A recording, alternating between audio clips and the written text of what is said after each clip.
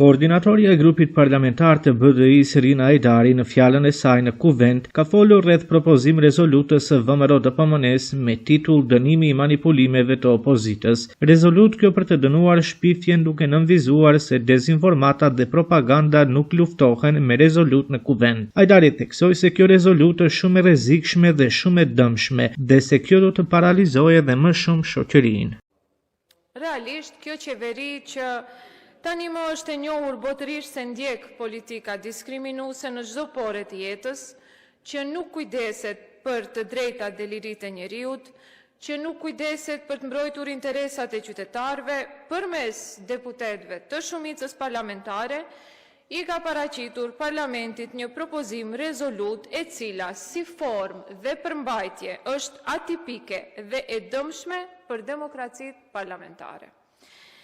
Mirë është që vetë paraprakisht koordinatori i grupit parlamentar të VMRO-DPMN-s tha një pjesë e opozitës. Ndoshta do të ishte mirë që të specifikohet edhe në draft një pjesë e opozitës, po cila pjesë e opozitës.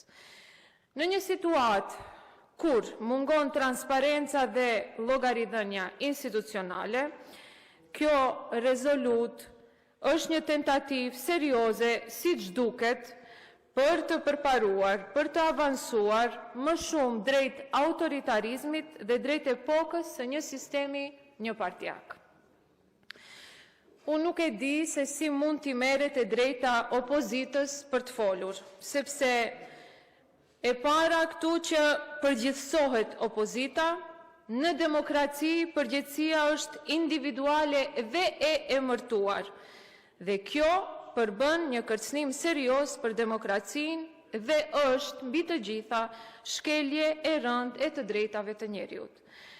Të gjitha vendet e botës sot ballafaqohen me kërcënim serios të përhapjes së dezinformatave dhe propagandës, por kjo nuk është mënyra për ta luftuar këtë, sepse në shumë raste edhe vetë qeveritë dhe sistemet ndërtojnë narrativ propagandues dhe të njëjtin e shpërndajnë përmes mediave të cilat i kanë nën kontroll dhe kjo është fakt.